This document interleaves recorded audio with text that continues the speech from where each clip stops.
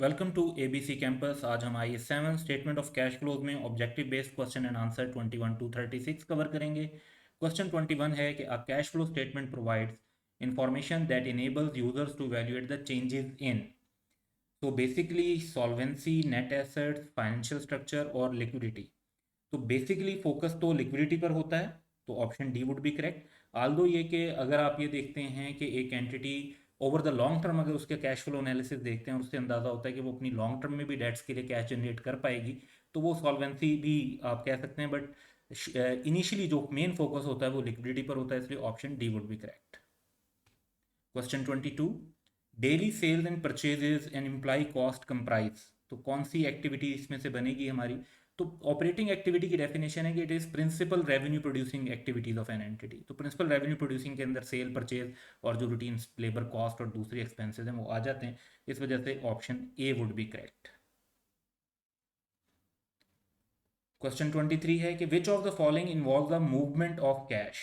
तो right issue के अंदर तो मूवमेंट ऑफ कैश इन्वॉल्व है क्योंकि कैश का इनफ्लो होता है, तो option A is correct. Depreciation of fixed asset जो है वो नॉन कैश आइटम है।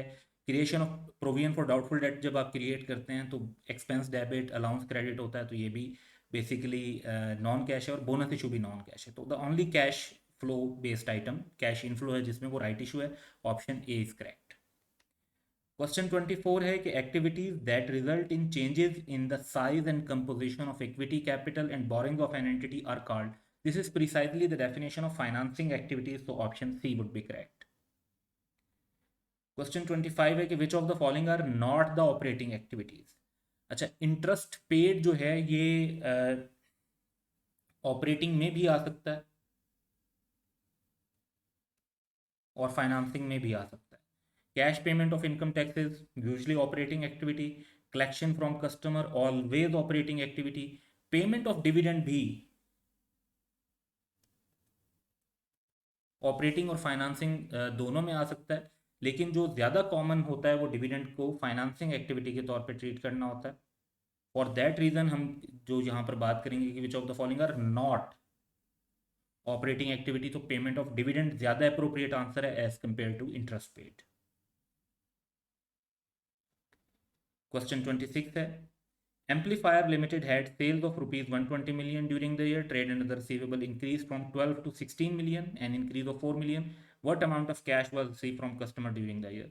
तो simply cash receive from customer अगर कैलकुलेट करते हैं तो सेल्स की वैल्यू 120 मिलियन गिवन है और रिसीवेबल में इंक्रीज 4 मिलियन है, which would be considered outflow. तो बेस्ड ऑन दिस 116 मिलियन का हमारा जो है बेसिकली इनफ्लो होगा, तो 116 million option B is correct. Question 27 देखते हैं। Cost of sales for Shah textile limited during the year was rupees 100 million, opening inventory 20 million, closing inventory 28 million, opening trade payable 5 million, closing trade payable 9 million. What amount of cash was paid to supplier? So basically एक तरीक़ाकार तो इसका ये हो सकता है कि आप इन्वेंट्री का कॉस्ट ऑफ सेल्स दी हुई है, तो एक टी अकाउंट बना लें कॉस्ट ऑफ सेल्स का या इन्वेंट्री का, तो उस बेसिस पर आपको परचेजेस मिल जाएंगी और फिर परचेजेस को पेबल के टी अकाउंट में डालें तो वहाँ से कैश पेड टू सप्लायर मिल जाएगा। तो एक तो वो तरीका है। दूसरा जो हम typically statement of cash flow बनाते हुए यूज़ कर रहे होते हैं उसको हम फॉलो कर लेते हैं यहाँ पे, कि कैश पेड टू सप्लायर के लिए हम सबसे पहले कॉस्ट ऑफ सेल्स की फिगर लेंगे 100 मिलियन। फिर हम देख रहे हैं कि इन्वेंट्री का उन्होंने बताया कि 20 से 28 की हो गई है, तो इंक्रीज इन इन्वेंट्री है, यह आउटफ्लो कंसीडर होगा। फिर जो पेएबल्स हैं वो 5 से बढ़कर 9 के हो गए, ये इनफ्लो कंसीडर होगा। तो बेस्ड ऑन दिस हमारा आंसर आ जाएगा 104 का outflow. Option B would be correct. Remember this कि अल्टरनेटिवली अगर आप इन्वेंट्री का टी अकाउंट बनाते हैं और पेबल का टी अकाउंट फिर बनाते हैं, इन्वेंट्री के अकाउंट से परचेजेस फाइंड आउट करें, पेबल के अकाउंट में डालकर कैश पे टू सप्लायर वहाँ से भी निकाल सकते हैं। क्वेश्चन 28 है जी हमारे पास कि Zaman limited extracted general ledger from which it shows salaries and wages expense of rupees 50 million during the year. Its cash flow statement reported cash paid to employees of rupees 42 million. Opening balance of accrued salaries and wages were 3.6 million. What was the closing balance for accrued salaries and wages? तो ये तो simply एक T account अगर बना लें या plus minus से भी कैलकुलेट कर सकते हैं. सो ओपनिंग देखें, एक्सपेंस,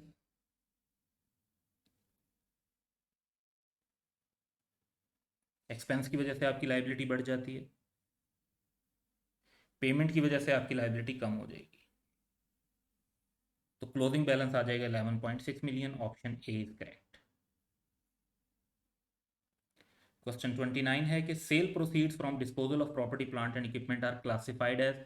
जितने भी लॉन्ग टर्म एसेट्स की एक्विजिशन और डिस्पोजल होते हैं उनको इन्वेस्टिंग एक्टिविटी में ट्रीट किया जाता है. तो option C would be correct. Question 30 है कि which one of the following event will increase the cash balance. यानी जो चीज़ कैश इनफ्लो में रिजल्ट करेगी. लोन रीपेमेंट टू बैंक, ये तो आउटफ्लो होगा. Bank granting it an overdraft facility. Just facility का मतलब होता है कि आप लोन ले सकते हैं, जब तक आप एक्चुअली लोन नहीं लेते तो इनफ्लो नहीं होता. डेटर्स पेइंग अमाउंट, तो हाँ, डेटर्स जब हमें पैसे दे देंगे तो हमें पैसे रिसीव हो जाएंगे, दैट वुड बी इनफ्लो. ये हमारा आंसर होगा. और sale of stock on credit, sale of stock से, सेल से अल्टीमेटली तो पैसे आते हैं, लेकिन जब क्रेडिट पर जब तक सेल की हुई होती है तब तक पैसे रिसीव नहीं हुए होते. तो ये भी आंसर नहीं होगा. Option C is correct. Question 31 देखते हैं. A company with healthy profits is facing a cash shortage.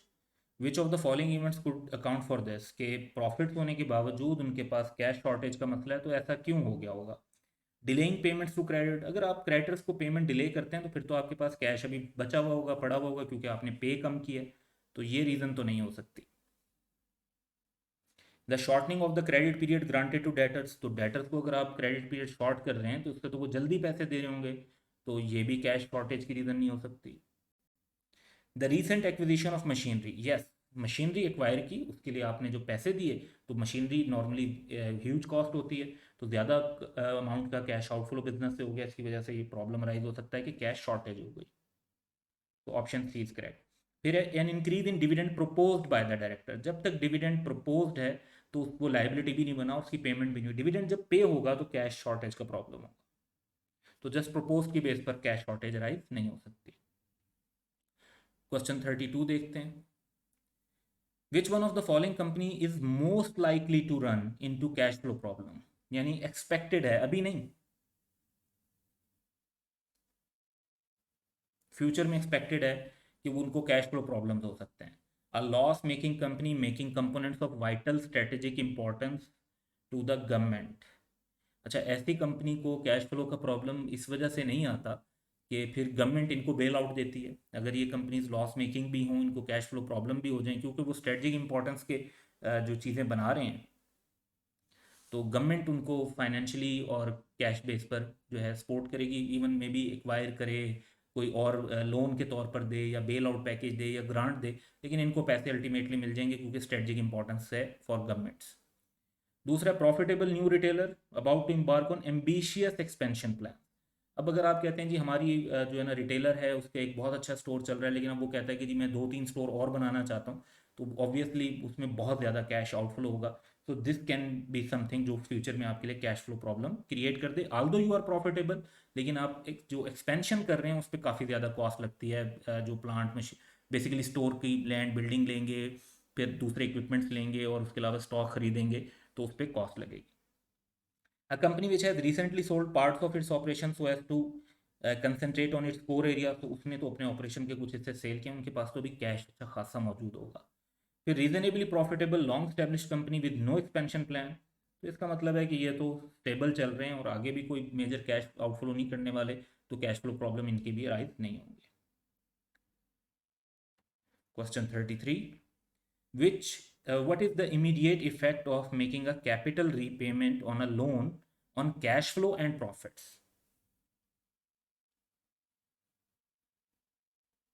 तो जब आप लोन वापस करते हैं तो लोन रीपेमेंट से basically liability, debit, cash, credit, तो कैश फ्लो पे तो फ़र्क है कि कैश फ्लो, कैश आपका कम हो जाएगा, प्रॉफिट के ऊपर कोई फ़र्क नहीं है.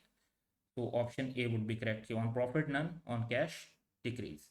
जो बाकी हैं उसमें प्रॉफिट के ऊपर इम्पैक्ट्स दिए हैं, तो वो यहीं पे गलत हो जाते हैं. दूसरी रीज़न तो बात की बात है. Question 34, a company has a negative cash flow from operating activities. What could explain this negative cash flow?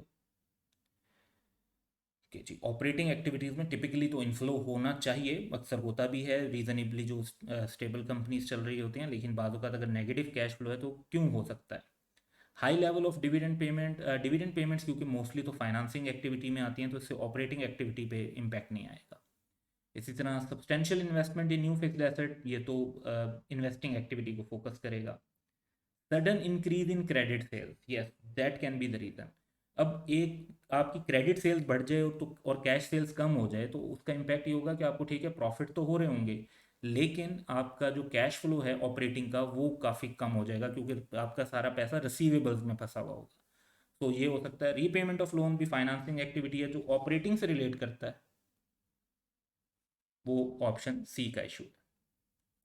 Question 35 देखते हैं, विच of the following is not a cash outflow? Dividends जब पे किए जाते हैं तो ये कैश आउटफ्लो नहीं है, लेकिन एक डिविडेंड इनकम है अगर तो वो ऑब्वियसली हम कह सकते हैं कि नॉट वो कैश इनफ्लो हो जाएगा। इंटरेस्ट पेमेंट्स जो हैं वो बेसिकली कैश आउटफ्लो हैं, टैक्सेस भी कैश आउटफ्लो हैं। Bad debt is just an accounting adjustment जो कि नॉन कैश आइटम है। तो most appropriate answer is bad debt, option D. Question 36 है, विच of the following would cause negative net cash flow from operating activities? तो ये इसी तरह का एक अभी क्वेश्चन हमने कवर किया है। तो ऑपरेटिंग एक्टिविटीज पर फोकस करना है और नेगेटिव नेट कैश फ्लो पे। डिक्रीज इन डेप्रिसिएशन एक्सपेंस, अच्छा जो डेप्रिसिएशन एक्सपेंस है वो तो नॉन कैश आइटम है, उससे आपके ऑपरेटिंग कैश फ्लो कम ज़्यादा नहीं होते। एडजस्टमेंट बेशक उसकी हो रही होती है लेकिन वो प्रॉफिट में हो रही होती है। प्रॉफिट में जितनी कम डेप्रिसिएशन डाली होगी फिर उतनी कम ही एडजस्ट हो रही होगी, जितनी ज़्यादा डाली होगी उतनी ज़्यादा ही एडजस्ट हो रही होगी। तो इससे ऑपरेटिंग एक्टिविटीज़ के कैश फ्लो पर अल्टीमेटली फ़र्क नहीं पड़ता। अच्छा इसी तरह substantial investment in fixed asset, ये इन्वेस्टिंग एक्टिविटी है तो ये भी ऑपरेटिंग से तो लिंक नहीं है। Significant increase in credit sales, ये ऑपरेटिंग एक्टिविटीज़ को अफेक्ट करता है। और क्रेडिट सेल्स बढ़ने से क्या होता है कि लाइक हम कहते हैं कैश सेल्स कम हो गई, क्रेडिट सेल्स ज़्यादा बढ़ गई, तो हमारे जो पैसे हैं वो रिसीवेबल के पास फिर फंसे हुए होते हैं। तो हमें फॉर द टाइम बीइंग हमारे जो कैश फ्लोज हैं वो रुक जाते हैं इनफ्लो, और उसकी वजह से negative net cash flow operating activity में आ सकता है। तो option C would be correct. D option है repayment of a long term loan, ये फाइनेंसिंग एक्टिविटी से रिलेट करता है, इसका ऑपरेटिंग एक्टिविटी से ताल्लुक नहीं है। So that's all for today. Have a good day.